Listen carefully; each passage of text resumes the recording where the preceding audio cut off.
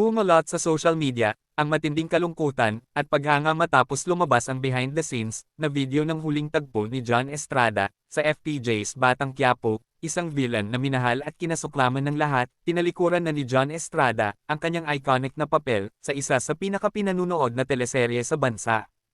Ang kanyang karakter ay nagtapos sa isang madugong sagupaan na nagpataas ng adrenaline ng manunood, ngunit ang mga sandaling bago ang take ay naglantad ng lalim ng emosyon at profesionalismo. Maging saksi sa final curtain call ng isang batikang aktor at alamin ang real-life na pag-aalay niya sa kanyang sining. Ang complete at emotional story ay naghihintay sa comment section. Bumalot sa social media, ang matinding kalungkutan at paghanga matapos lumabas ang behind the scenes na video ng huling tagpo ni John Estrada sa FPJ's Batang Quiapo, isang villain na minahal at kinasuklaman ng lahat. Tinalikuran na ni John Estrada ang kanyang iconic na papel sa isa sa pinakapinanunood na teleserye sa bansa.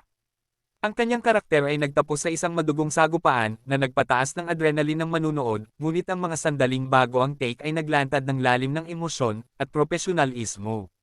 Maging saksi sa final curtain call ng isang batikang aktor at alamin ang real-life na pag-aalay niya sa kanyang sining.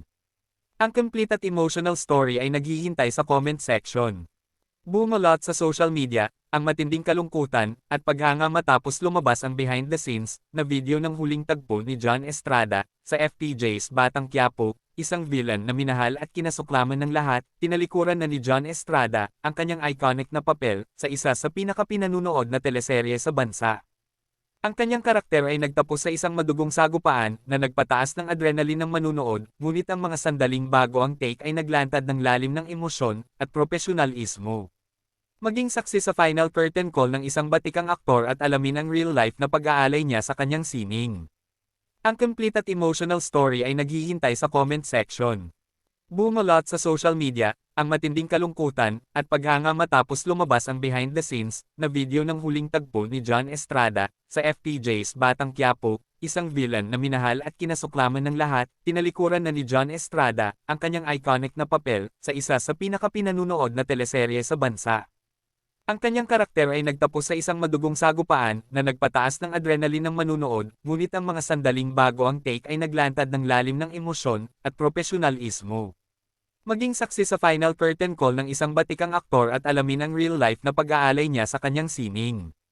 Ang complete at emotional story ay naghihintay sa comment section. Bumalot sa social media, ang matinding kalungkutan at paghanga matapos lumabas ang behind the scenes na video ng huling tagpo ni John Estrada sa FPJ's Batang Quiapo, isang villain na minahal at kinasuklaman ng lahat. Tinalikuran na ni John Estrada ang kanyang iconic na papel sa isa sa pinakapinanunood na teleserye sa bansa. Ang kanyang karakter ay nagtapos sa isang madugong sagupaan na nagpataas ng adrenaline ng manunood, ngunit ang mga sandaling bago ang take ay naglantad ng lalim ng emosyon at profesionalismo.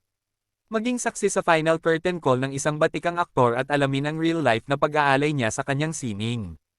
Ang complete at emotional story ay naghihintay sa comment section.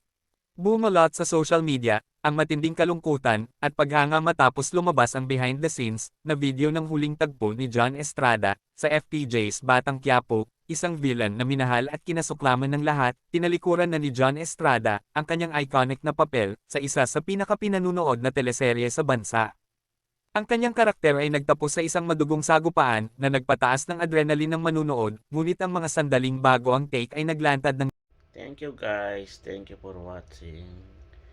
Yan, matutulog na si Mingming.